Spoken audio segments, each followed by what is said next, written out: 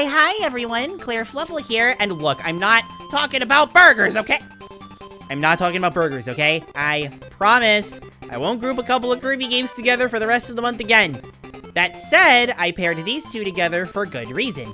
If you think you know, let your predictions be heard in the comments. Also, please like and ring the notification bell after subscribing. Both really help me out. You can also check out my Patreon in the description for early access to all of the Kirby soundtrack ranking videos, as well as all future videos. Super thanks to my head-patting Fluffle fan Puptrins, Biohazard, Fiorial, and remember, Miss K says oogada boogada. I love you guys! But do I love them more than the soundtrack to these two Kirby games? Yes, I do, but hey, at least on paper, that was a funny sounding question, alright? In every regard, Blowout Blast and Dreamland have a lot in common. The way I see it, both are firsts of their kind. Kirby's Dreamland is the first 2D Kirby, and Blowout Blast is the first 3D Kirby. There are obviously faults in the latter point, games like Air Rally came out prior, but for a proper Kirby 3D platformer that played and felt like a Kirby game, Blowout Blast was the first. And the devs certainly knew this and tried to model the Blowout Blast experience as closely to Dreamland as they could. In particular, the music is carbon copied from Game A to Game B. Of course, all of these tracks are remixed, so Blowout Blast has a style of its own and all that jazz, even having an original track here and there. But by and large, these two games set out to do the same thing with the same soundtrack. So I lumped them together too, since I feel largely the same way about both.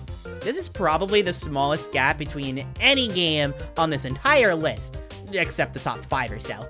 That being said, I'll get this point out of the way early. I definitely prefer the music to Dreamland over Blowout Blast. I think both soundtracks rule, and Blowout Blast definitely has advancements in gaming composition going for it. Wow, look at those big words. Dreamland's music, start to finish, is iconic. I wasn't even alive when Dreamland came out, so I wasn't around for Kirby's humble beginnings, but I always find myself floored by how much Dreamland, a game so simple, managed to pull off in every regard. This definitely applies to the music as well. Adventure amped up the energy of the music for sure, which every game since followed, but the music for Dreamland feels so relaxing, so mellow. It still has that upbeat energy, but listen to the beginning of Green Greens, for example, and experience how humble it sounds compared to everything that came after.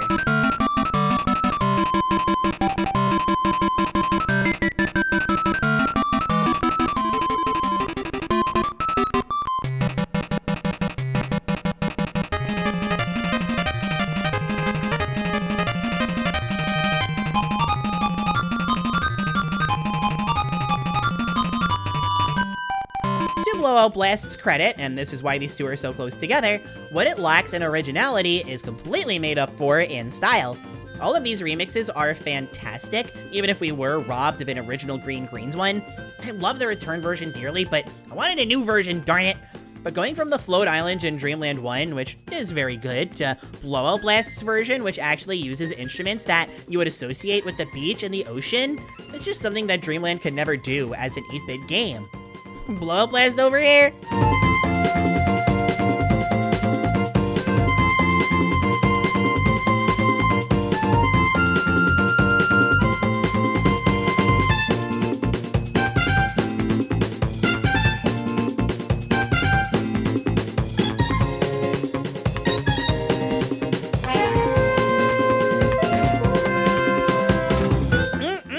That's the good stuff. Oh, stop with the burgers, please! While the soundtrack is, for the most part, more standard in terms of its energy and vibes, that doesn't make it any less good.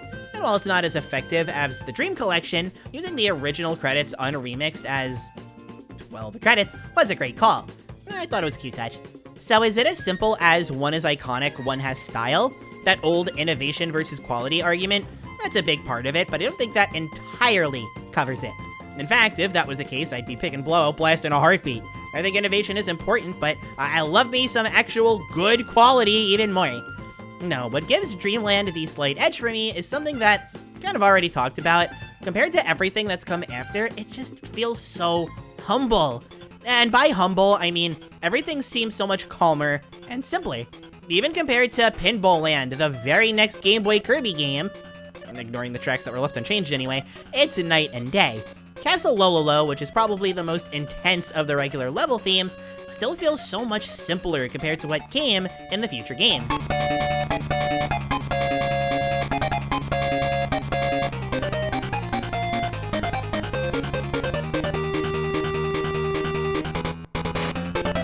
For a game like Dreamland that's so simple, I love this. I played a bit of Green Greens earlier, and I think that proves my point perfectly. But my favorite track is actually Bubbly Clouds for this exact reason. This is a piece that actually has kept a more serene tone to it as the series went on, but that's less on the actual composition and more on the style, the instruments, the pacing.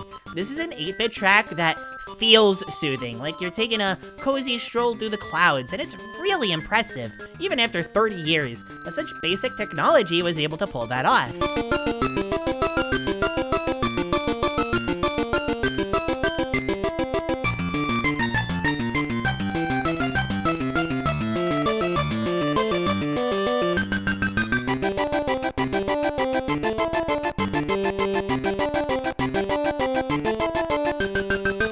I also love the credits music, but I've talked about this credit music like 20 times already throughout the month, or we can move on.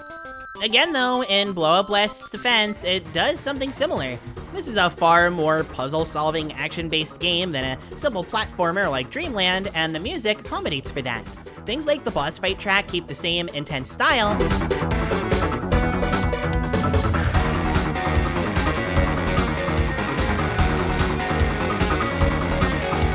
while something more thinky like the regular level music fits that vibe too. I mentioned Float Islands already, but something like Bubbly Clouds is slower to complement the slower pace of the levels, while something like Castle Lololo focuses in more on the action side.